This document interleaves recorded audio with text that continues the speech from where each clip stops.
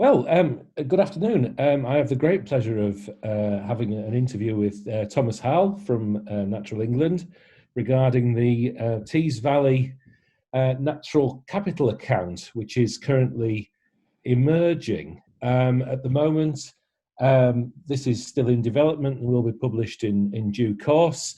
But as it's a key piece of evidence for our plans going forward and also our alignment with the Combined Authority and the local industrial strategy, we are very keen to talk about this at the conference and provide an opportunity for Tom to perhaps enlighten some of us that aren't absolutely embedded in all this about what natural capital's all about. So first off, Thomas, could you tell us a bit about yourself and what your job is and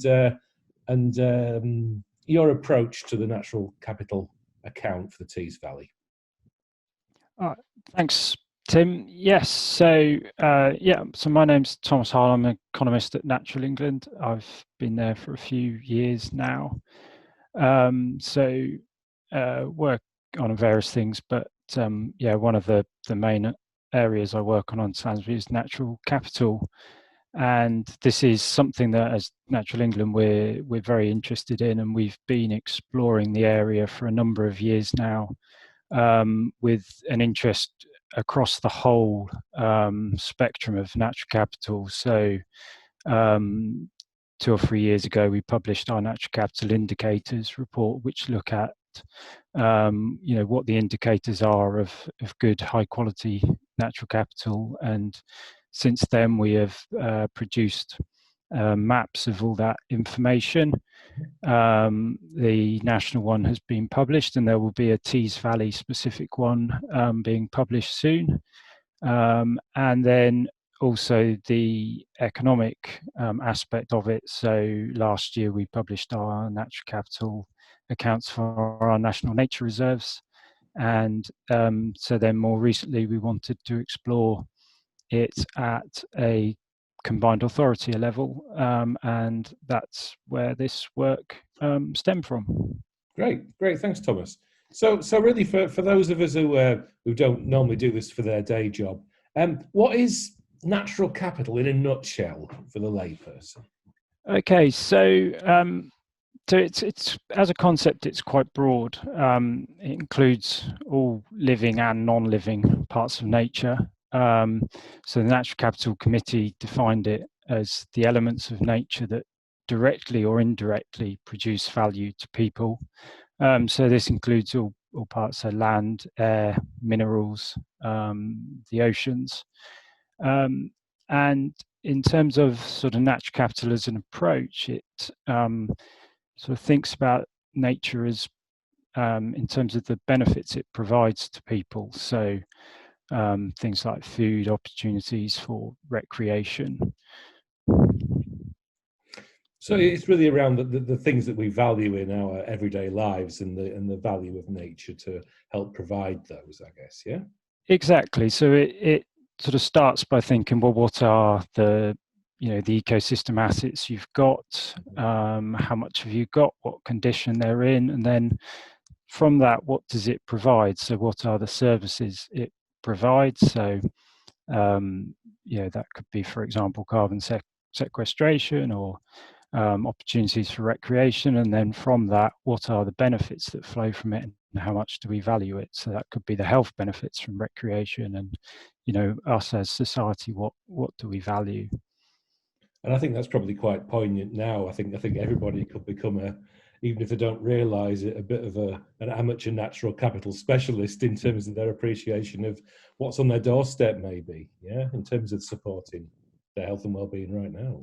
Yes, it's been I think we've all experienced the benefits of it in recent months. Absolutely, I know I have. I've found great satisfaction, solace, and a real joy for nature that's just come out of being able to get out of the house and doing it at a regular time. And the big thing is it feels like because it was something that was restricted, it felt like a privilege. I think that's a really great thing for everybody. Yeah. So why do you think it's important to look at nature this way? Because you said up front that you're an economist, by background. why would this be a good way of looking at nature? Okay, well, I mean, economics is one of the dominant decision-making frameworks, but it often doesn't really include the natural environment in there.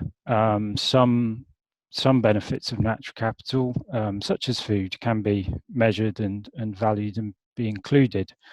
But others, such as, for example, the mental health benefits and the physical health benefits that we were just referring to, they are difficult and are often just assumed to be zero. And so if they are not being included in decision making, then you're not going to protect nature. Natural capital will inadvertently be degraded or destroyed. So what we need to do is get that information into decision making, and that's what natural capital tries to do by thinking of the environment in this way. Awesome. So what are the key findings that you've found out about the T's value? Is there anything that surprised you, or is there anything that people at the conference would like to know about? Well, in terms of surprising, I'm not sure. I mean, one of the key findings is that the natural capital across Tees Valley is delivering annual benefits far in excess of £100 million per year. Oh. This is largely to do with recreation, but one thing that it also highlights the benefits of, and this isn't always perhaps understood as well, is the removal of air pollutants and the health benefits from that. And so it's, we've valued the benefits of that as £7 million per year. But I think one of the important things to say about that value is that we were unable to value a number of things. And so one of the things we wanted to ensure with our methodology is that where we couldn't quantify something, it didn't get missed out. And so we worked with some of the Tees Valley stakeholders, such as the Nature Partnership and the Combined Authority, to explore how significant the other benefits were.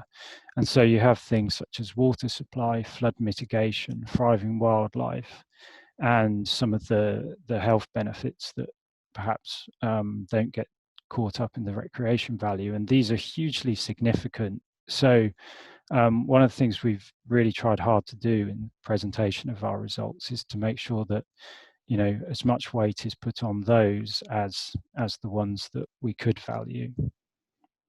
So there's not everything can be valued at present, but in summary, all those things have been recorded as being important, even if you can't actually put a hard value onto them. Yeah, exactly. And what this does is it provides a really good baseline as to compare against in the future. And some of these benefits could potentially be valued by doing some more detailed individual studies. So as in the future, if this is redone, then some of that could look to be incorporated into it.